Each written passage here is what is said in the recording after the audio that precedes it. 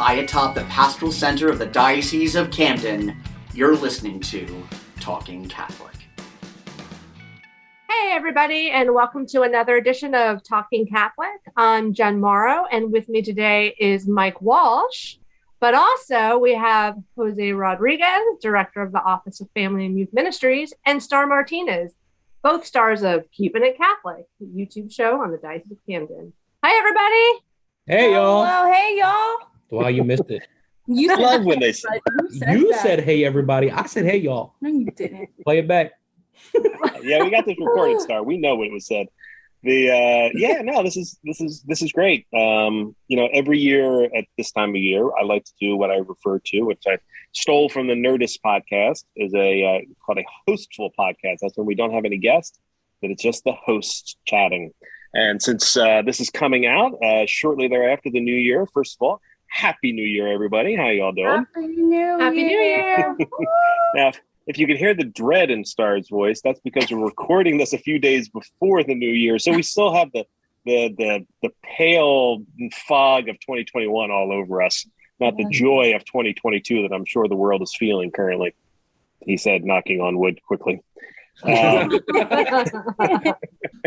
So we wanted to have this hostful podcast where we just kind of chat amongst ourselves about what 2021 was like, what we're looking forward to in 2022. And as you may recall to some of our longtime listeners, Jose was on very recently talking about his upcoming wedding to the wonderful Star Martinez and made a number of scurrilous claims during that podcast about their upcoming nuptials that Star will now have an opportunity to rebut later in the podcast. But before we get to that joy, Star and Jose, how was your 2021, all things considered?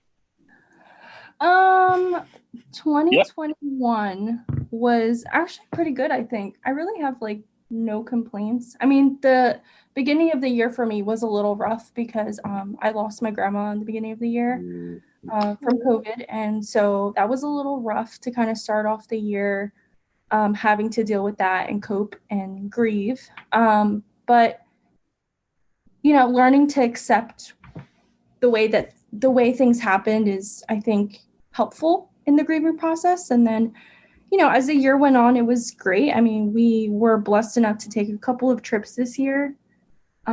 So yeah, it's been good. Yeah, I kind of think of you guys went to Puerto Rico as one of the trips, right? Yeah, we went to Puerto Rico, and then we recently just got back from Disney. So awesome. Fun. Yeah, that's nice. Nice. I forget. Are both of you Puerto Rican or just one of you Puerto Rican? I always forget. Yes. We're both. So he's full. I'm half Puerto Rican and I'm half Mexican. Okay. Yeah. Jose is very proud of his Puerto Rican heritage. 100%. You can hear it in his voice all the time.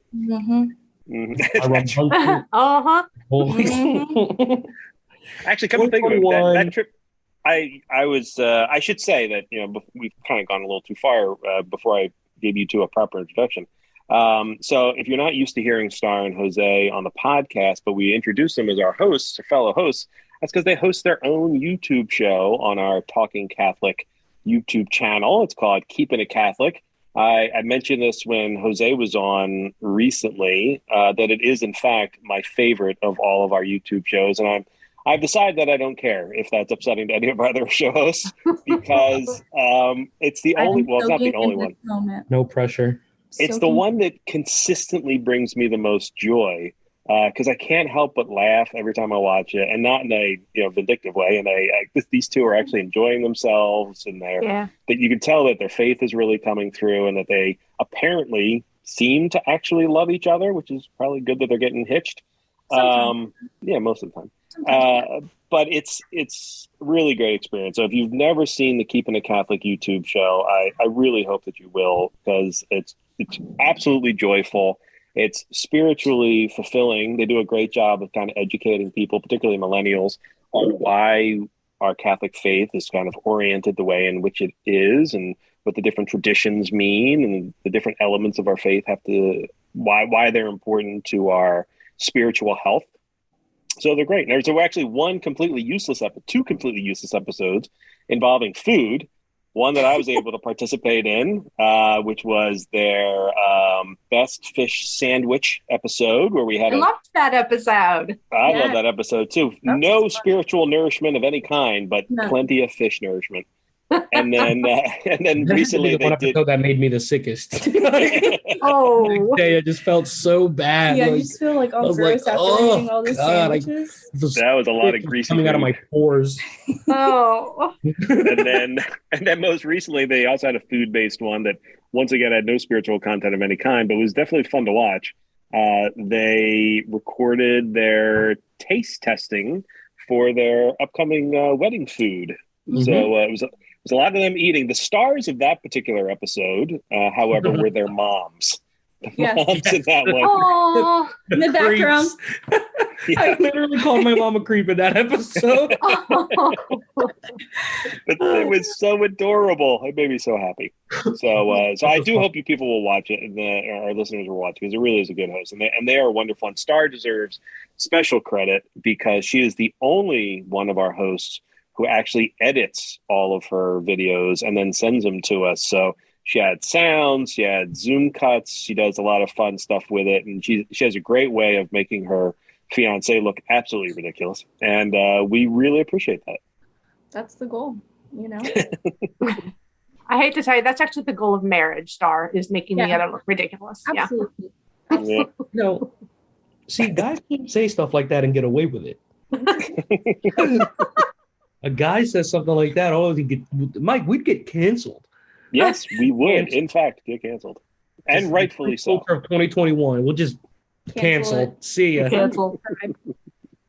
Well, we're very excited to have you guys on the show as our fellow guests, and please keep up the good work. I will let our YouTube watchers know that we're going to take an extended time off for the YouTube channel for a little while, that people recover. It was a long and arduous end to the 2021 year, and I worked a lot of our pastoral people to death.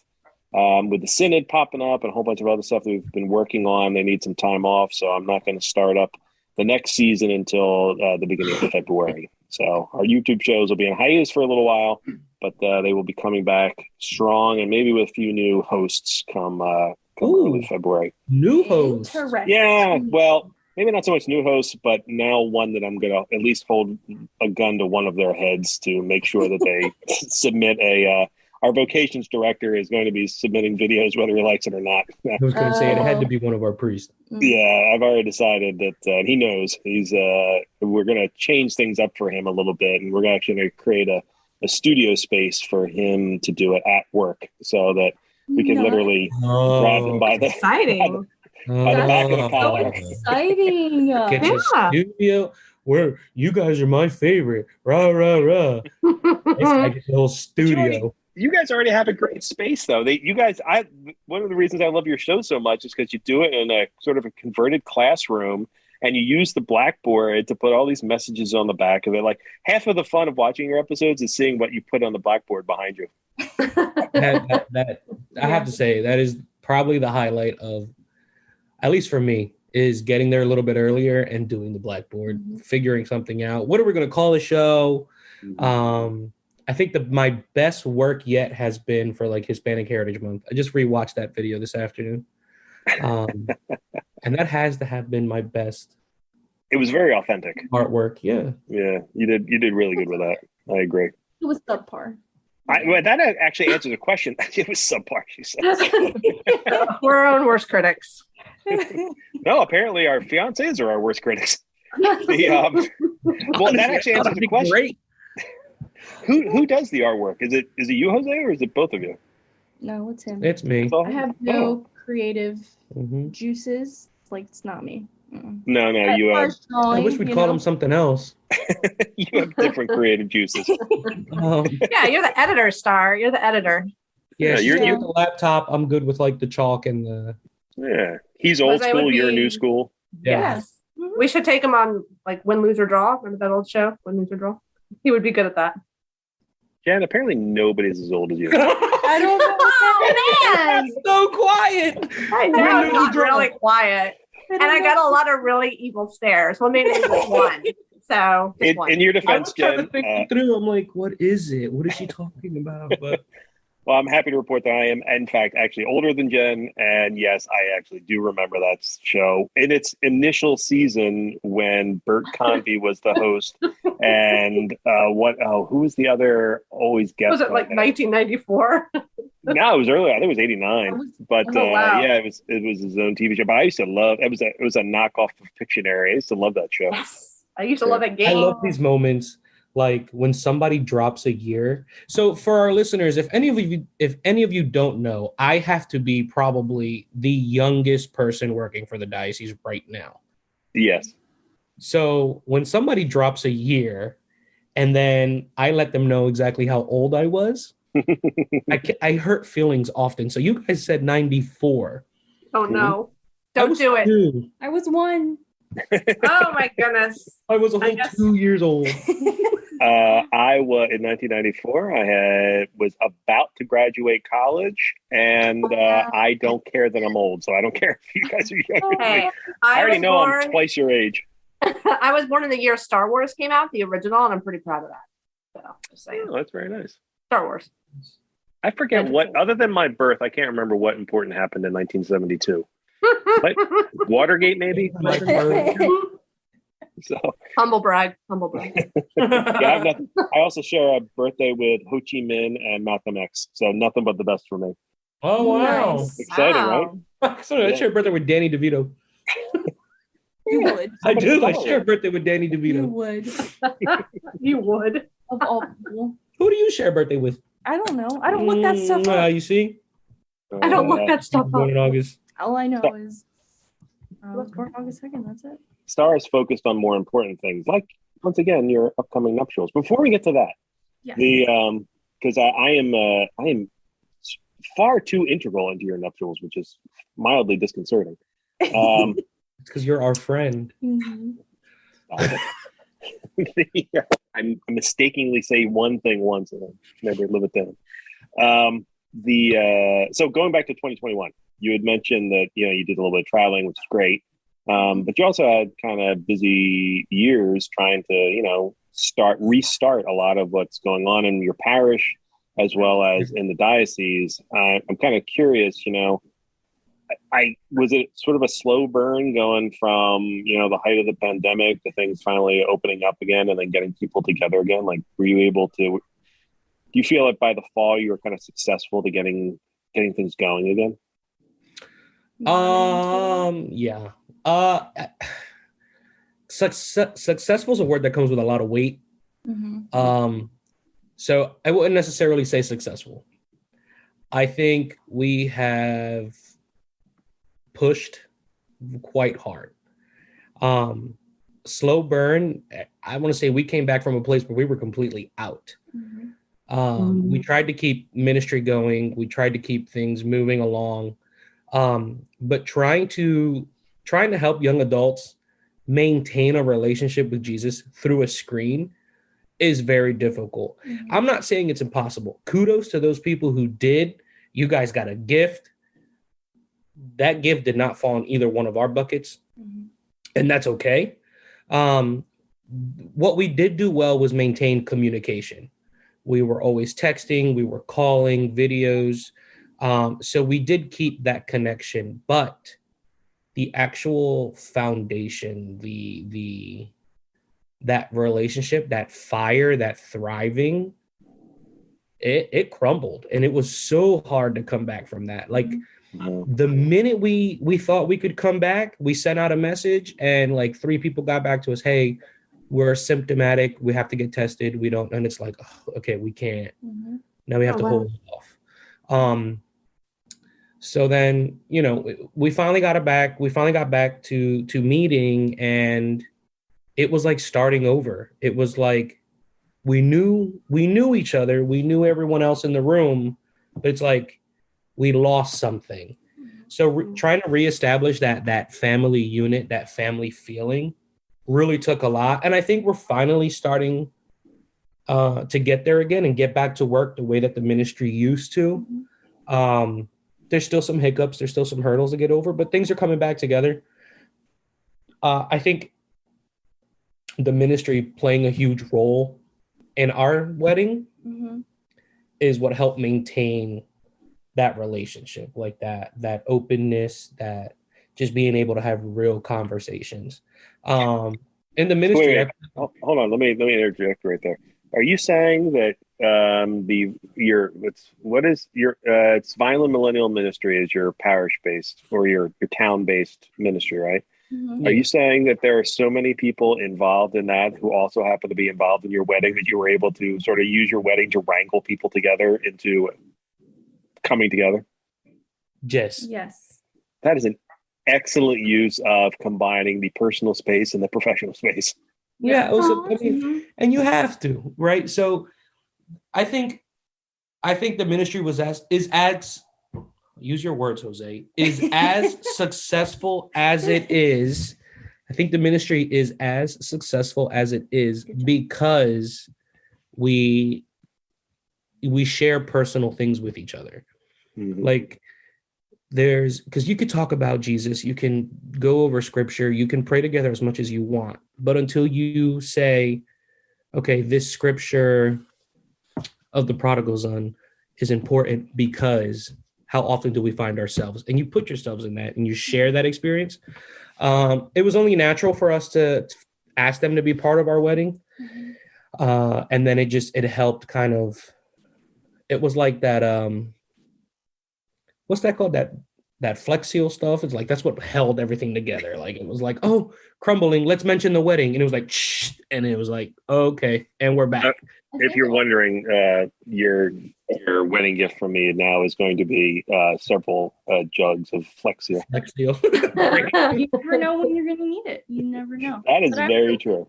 I also think what helped too is we've shared, as a ministry, we've shared a lot of like huge milestones in our lives. It's not even, strictly spiritually based. We have shared a lot of milestones together, and I think it wouldn't even have felt right to not include them in this type of milestone when it comes to our wedding.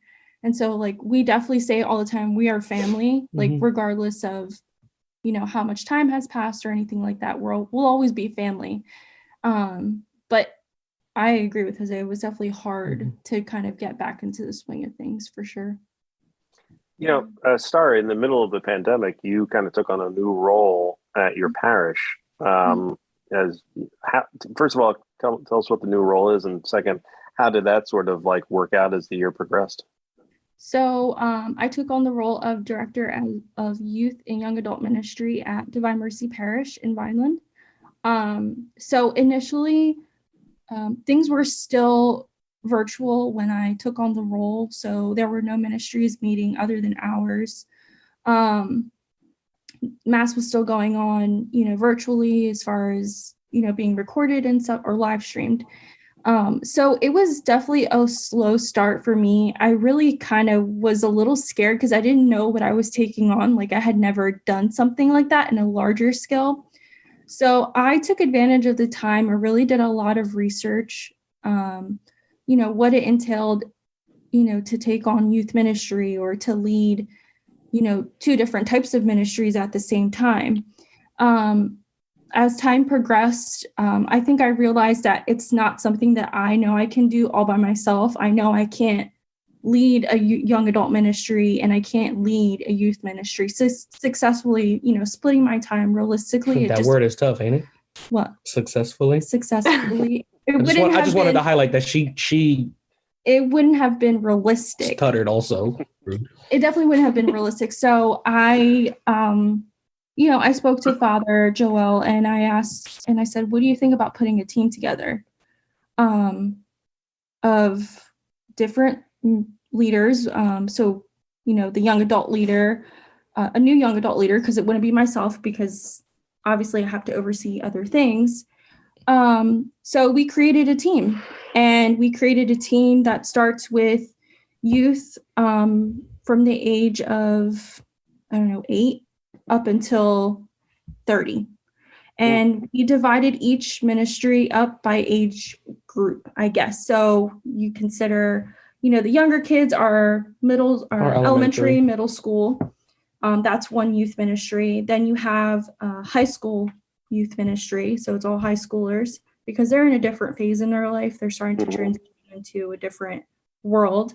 And then you have young adult ministry. So we have 3 different ministries that target each age group, and then it kind of sets them up too. As soon as they're done youth ministry for middle school or elementary, middle school, they're going to go right on to high school.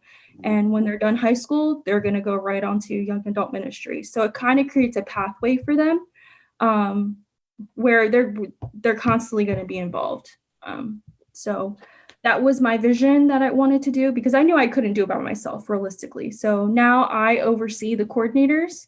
I meet with them as much as I can. We go over ideas. We try and create events where we can all come together. So that's great. Star, there's a lot of wisdom in what you just said.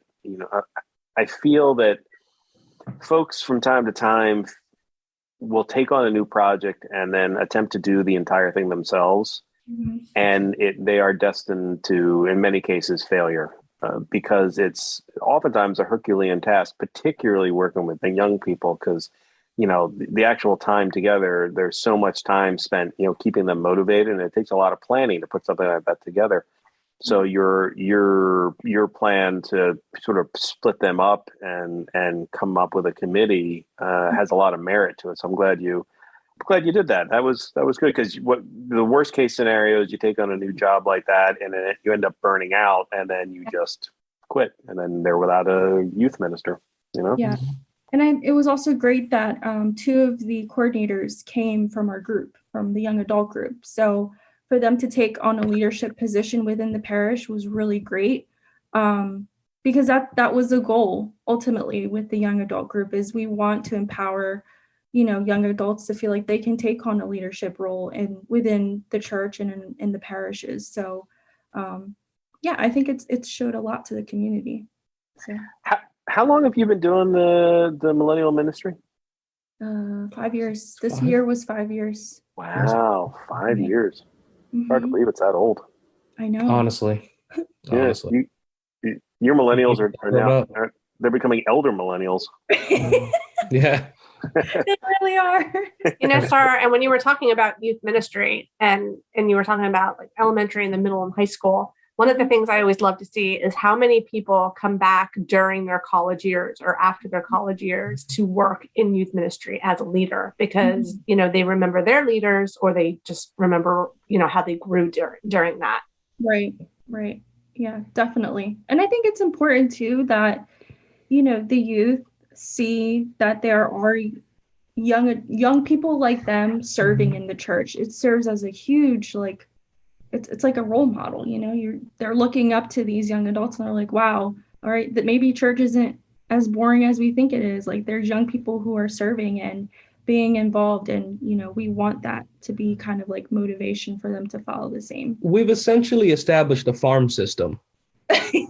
Perfect. I mean, when you put it that way.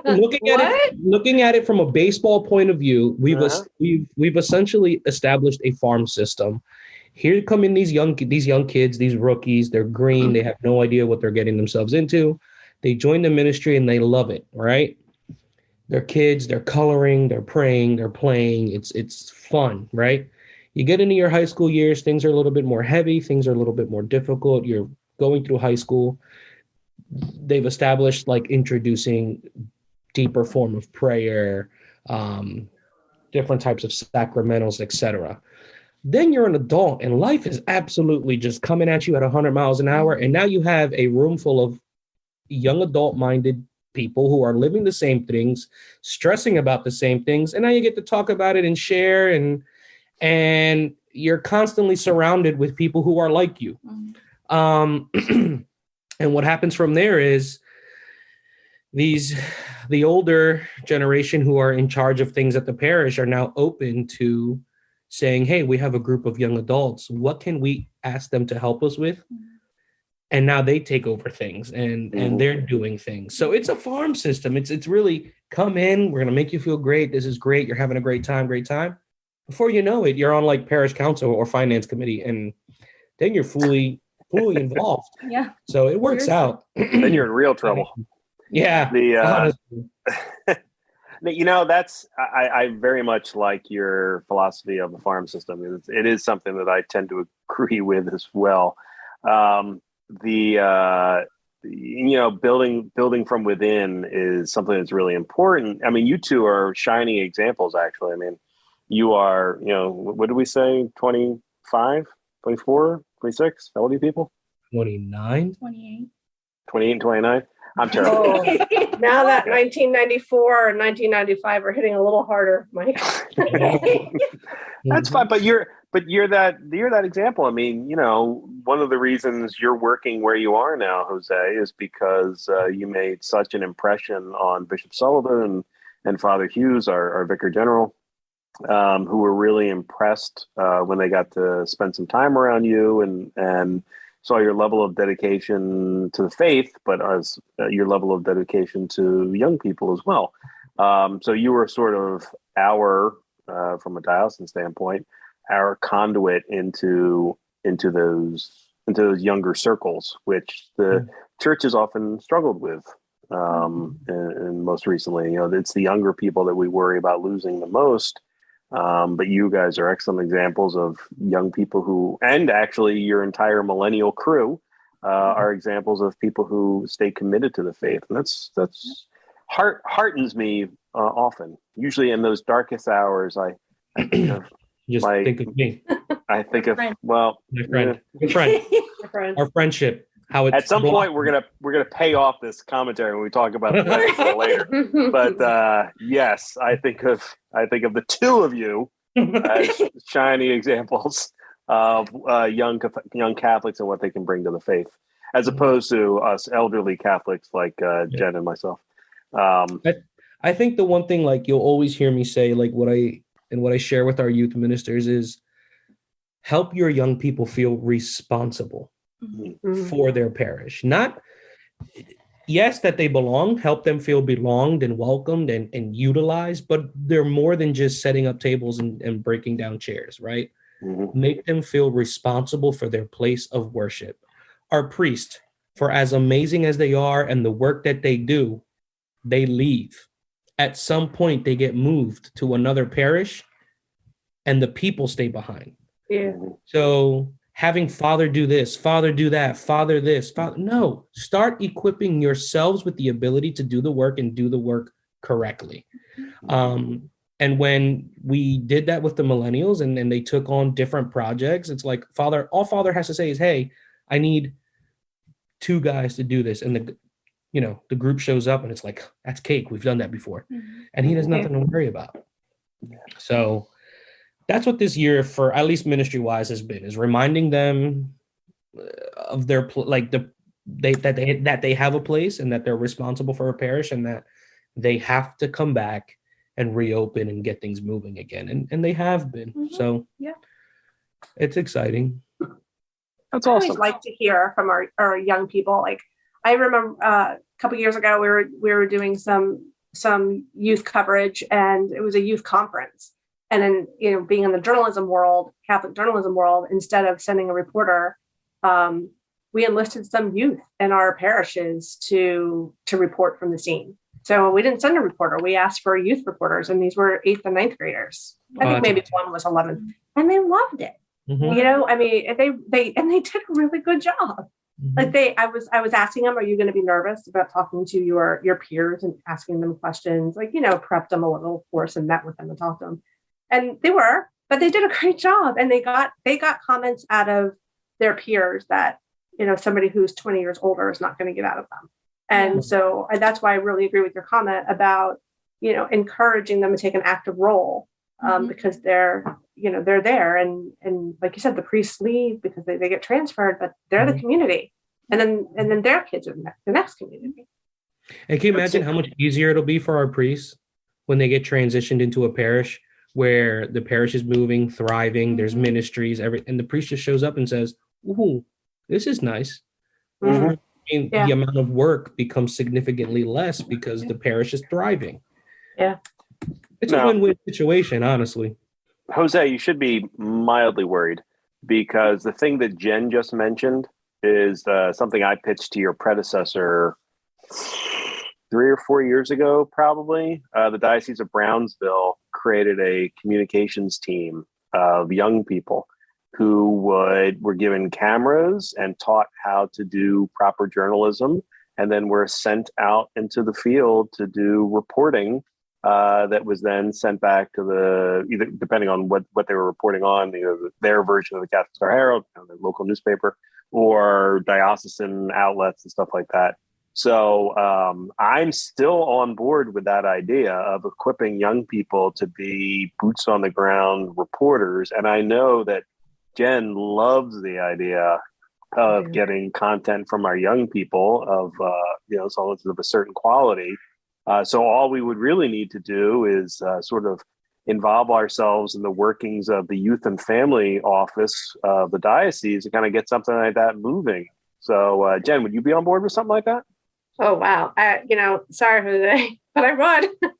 Sorry, because you're about to be put on the spot. It's a lot of work. Don't break us right, but it is a lot of work. But at the end of the day, I'm telling you, some of those days working with the young people and seeing what they produce were really uplifting days. Like I go home and be like, yeah, this is what I do, why I do what I do, to see how proud they were too. I'd totally be on board with that.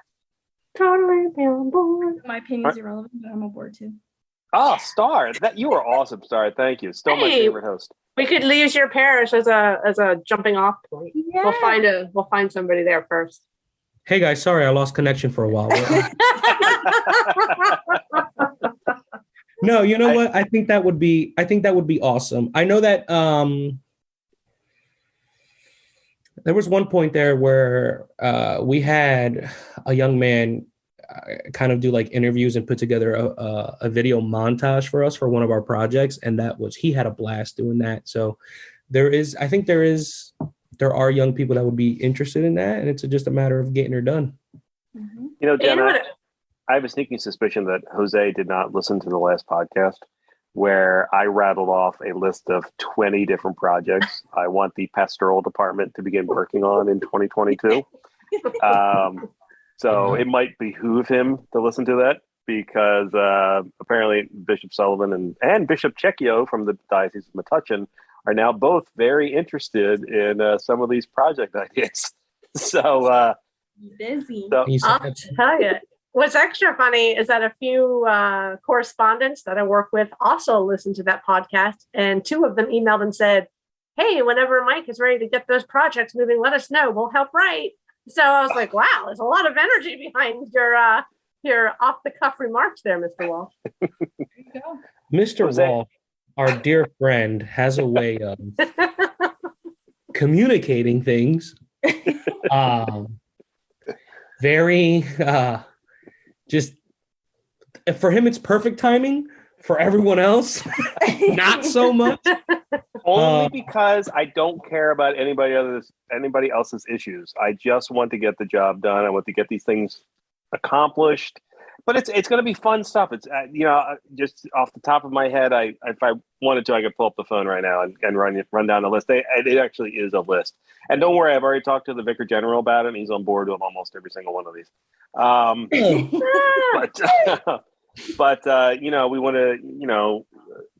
we want to start kicking off the Theology on Tap thing, but changing it a little bit and integrating it into our Talking Catholic existence. We want to start doing some concerts. We want to do that stuff. We have a whole bunch of contests that we want to start running of various areas. We have a lot of ideas centered around, oh no, don't worry about money. I got it taken care of. We're talking about, so, they have the Six Flags Great Adventure thing where all the youth, different diocesan youth groups would come together. Yeah, that thing. Jen and I have a ton of ideas for different ways we can sort of integrate some interesting ideas into that as well. So it's awesome. We got to have a conversation because this year Camden is hosting. We have breaking news right here. Didn't even know that. I'm so excited. Yep, we have the Mass this year. So what is that event called again? The New Jersey State Youth Rally. Right. So Jen and I have a lot of plans for the New Jersey State Youth Rally that we're looking forward to being integral in your process for that. Because Great. man, oh man, do we have some work for you to do? Oh, great. No. Please pause there, Mr. Walsh. Integral part means also. Oh, excuse me. Have you not worked on projects with me? You know I stick my fingers into everything. That will not be an issue. The communications department does not have a problem with doing work. We like to work hard and often and late at night and on the weekends and early in the morning too.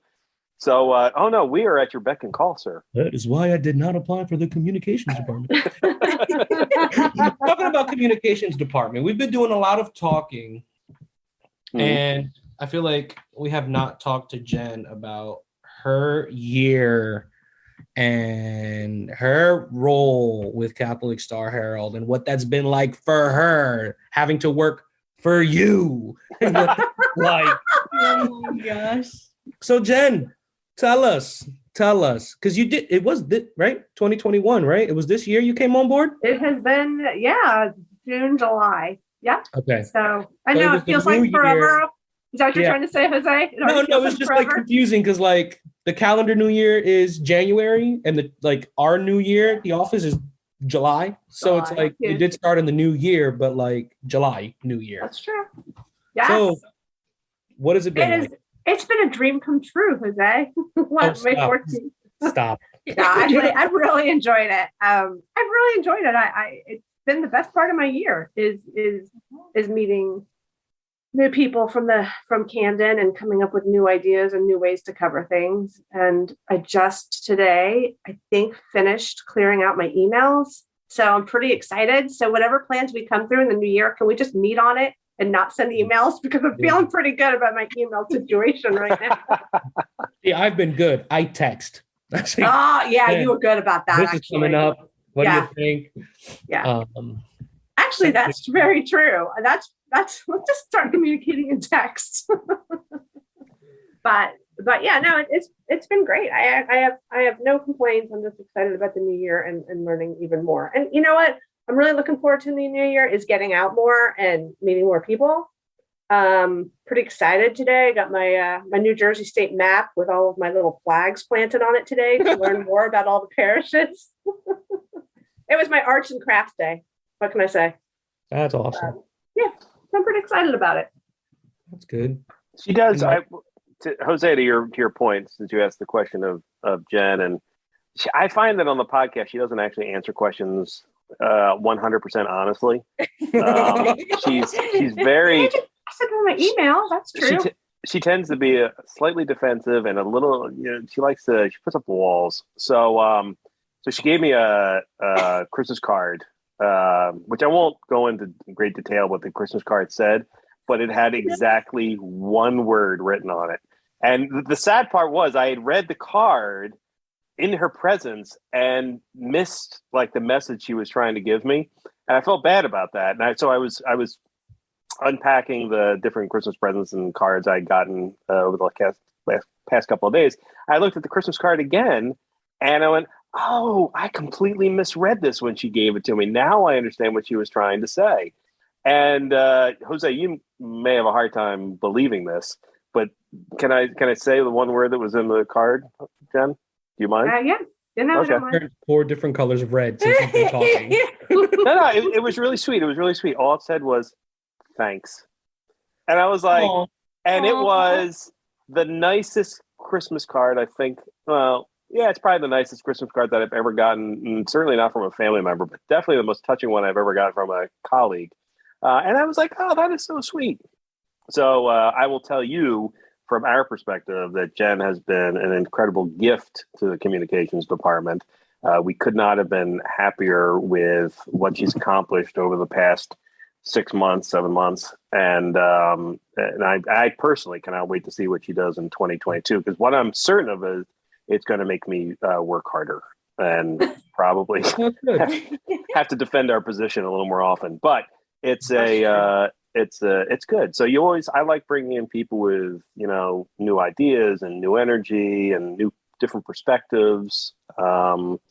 So no, it was great. So Jen's been a fantastic addition to the Catholic Star Herald team and to the communications department and to the Diocese of Camden. So, and from what I can tell, hasn't made any enemies yet, which is really surprising. I have to agree. It used to be simple, just walking over and say, "Hey, Carl, we have this coming up. Can you?" And he was quick about saying, "Yeah, we'll have somebody." Now I don't even have to walk anywhere. I can just shoot her a text. It's phenomenal. I don't have to leave my desk. I just shoot her a text and say, "Hey, Jen, hope I'm not bothering you, but this is coming up. What do you think?" Oh, then I get a text from Dave. What do you need? So that's the best. The follow-up is just fantastic. So yes. At least coverage in my office has been great. So I'm super appreciative. Yes. Well, that's because we expect so much of you. So it's not a problem. Yeah. And actually the one thing Jen and I completely agree on is we expect even more. So we have a lot of hopes and dreams when it comes to you. Mike's doing a lot of speaking for me this evening, I realize. It's because it's recorded. Yeah, that's right. He'll be like, I'm reporting back on this. Well, so Mike, what about you? What are you hopeful for in the new year? Nothing. I'm hopeful for nothing. That's not right. No, I'm hopeful that nobody disappoints me. I'm hopeful that everybody works at least as hard as me. I am hopeful that everyone is more joyful than me. I'm hopeful that everyone stays prayerful, and I'm hopeful that we come together as units more often. I know feels a little tricky right now with sort of all the COVID stuff going on right now, but I'm convinced that come the spring things will be back to that normal feeling again. And I'm expecting a lot of people to do a lot of work this year. I feel like 2020 and 2021 people got to rest on their laurels a little bit, and I really want to set a lot of fires under a lot of people over the next couple of months. So I'm going to do my best not to incinerate Jose before he gets married, but after he gets married, I don't have as big a problem making a widow out of Star, because it's okay. But that's what I'm saying. I might be doing her a favor come March. You know, it's funny because I was talking to Dina today, Mike, and I was our HR director. Our HR director, Dina. Mm-hmm. And I was just having a conversation. We were just talking about end of the year type stuff, and I'm like, I'm excited to come back next week and just go through everything and really just start fresh, just start over and get the ball moving. And I told her that I was like, I think it's time to get back. Like, it's time to get going. Good. So I don't agree on Mike with many things, but on this I might because you haven't seen my list yet. Well, it's long. Whatever. That's fine. But don't worry. You don't need to worry about to the secretary, Donna. Oh, I got her taken care of too. Don't worry about that. I've decided that nothing is going to stop me short of me developing some sort of terminal disease, which is always possible. So, you do have that weird pain on your side you were talking about in the last podcast. Yes, that's so annoying. And I'm turning 50, so I'm assuming death is soon. But but we have death and we have new life. We've got the marriage, and then we got Mike turning 50. It's going to be a very interesting year. Oh my Jen told me earlier this year that I have to stop talking about leaving the diocese or dying. Yes. I don't plan on doing either anytime soon, but apparently it's keeping her up at night, so I have to dial that back a little bit. Now, I don't like sudden change. Now, speaking of sudden change and terror, you two are getting married soon, Star and Jose, and I am blessed to have been roped into assisting one of our co-hosts, Mary McCusker, who agreed to photograph your wedding. Mm-hmm. And she asked me if I would give her a hand, so I'm very much looking forward to it. And the reason why we keep making these friend jokes is that Mary and I had the pleasure. Mike, it's not a joke. Mary and I had the pleasure of doing a site visit with Star and Jose and the wedding wedding planner, Yeah. consultant. Yeah. I forget what she was. Anyway, like the The coordinator, wedding coordinator, the Yeah. the site the coordinator. venue. Yeah, Yeah. site coordinator. There you go. So the 4 or 5 of us are all sitting around this table in this very nice place that they're having their wedding reception, and the 2 of them kind of keep chatting with Mary and I. And I suddenly realized that the coordinator probably didn't understand the dynamic here, because it would be atypical that you would be having these personal conversations with your wedding photographer. Usually someone, just a vendor, right? So I started noticing that she was kind of looking at us cross-eyed, and I forget what the topic was. I think it was something food related, and I had interjected on it because I couldn't help myself. Yep. And I turned to the wedding coordinator and said, "Don't worry, we're not just photographers; we're also friends of theirs." And to which Jose, the joy in Jose's face.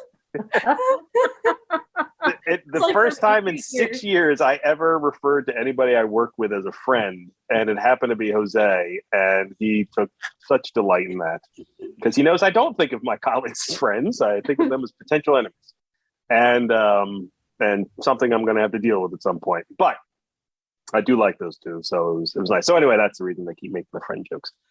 So I say all that to say this: you guys are now 6 weeks away from your Oh wedding? my gosh. 43 days. 43 days as we record this on December. What's today's date? December 30th. Days. Do you? So what's the first date? question- February 12th. Aw. 2 days before Valentine's Day, so Jose will have twice the Not problem. Valentine's Day wedding, people. It's not Valentine's. That's right. Hey, It's it's not a- on National Marriage Week, I believe. It's like falls on the middle of that. Did you know that? Yeah, Really? Are you serious? Yeah, the church has National Marriage Week and then National Marriage Day, which I think this year falls on the 14th. So you're getting married in the middle of My like the God. USTCB's National Marriage Week. It was meant to be. See? Yeah. Ooh. To know that.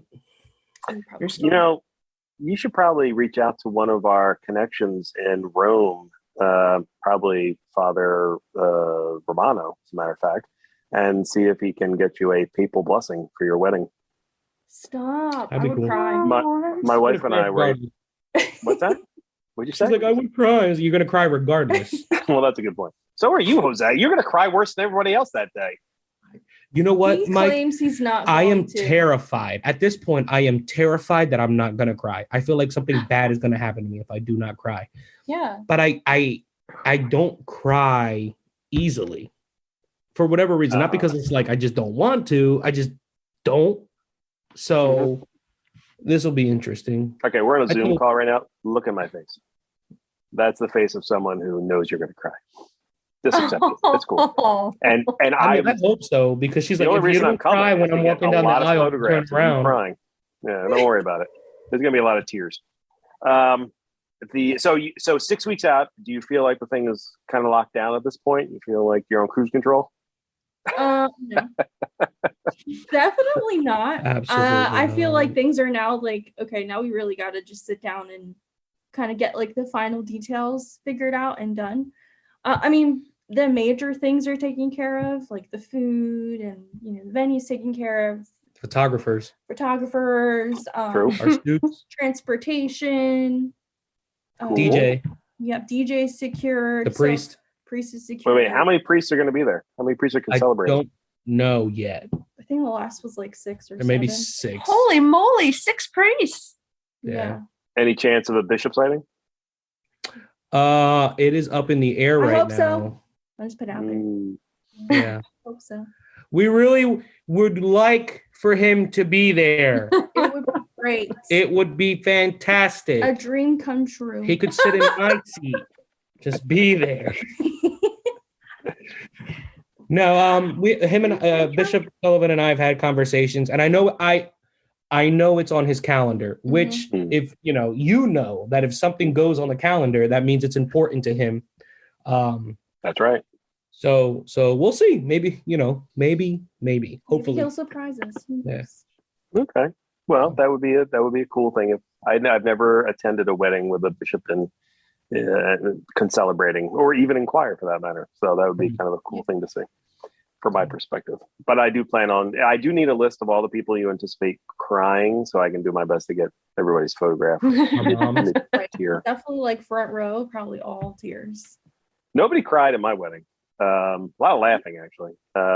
My sister's wedding was actually the funniest wedding I've ever been a part of. Like, I mean, it was riotous how much laughter there was involved. My wedding was very, very Catholic. Our wedding was officiated by a very conservative priest, so it was very kind of very just shy of a Latin mass, might be the best way of describing it. Very spiritual. But it was a great mass. But no crying involved. I will tell you that my reaction on it was relief. I had a reaction of relief because I wasn't completely certain that my wife was going to show up. So when the doors opened and she walked through the door, I was like, yes. And for no reason other than my own anxiety, like there was no expectation that she wasn't going to show. It was just like, all right, exciting. She's here. We got it. Everything else from here on out is gravy. We're good. So that's yeah. The other advice I'll give you is assume something's going to go wrong. But we had two things that went wrong at our wedding. One was the air conditioning in the limo broke between the church and the venue, and it was a 30-minute drive, and it was 98 degrees with 97% humidity. So it was a hot day. Wedding. And then as the wedding reception was ending, a torrential thunderstorm went through. And, like drowning quality. Rain is like luck or something like that. That's right. Yeah. Rain is good luck for a wedding. So I think the only thing that went wrong at my wedding was at the reception. My uncle drank all the Irish whiskey before I could get to it. So, but other than that, it was great. Right. Oh, well, that's a mistake on your wedding party. They should have had that set up for you somewhere off to the side. So I blame your bridesmaids or whomever.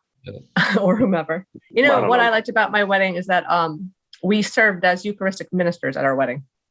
Oh, that's very cool. So nice. And that was something that we really wanted to do. And that was probably, besides the actual saying I do, of course, that was one of my favorite parts of the wedding, was being able to do that. You know, what's funny to hear you say that, and I probably should have mentioned this prior, was that Jennifer and I, my Jennifer, brought down the gifts during the offertory. That was of all the elements of the wedding that I had literally nothing to do with.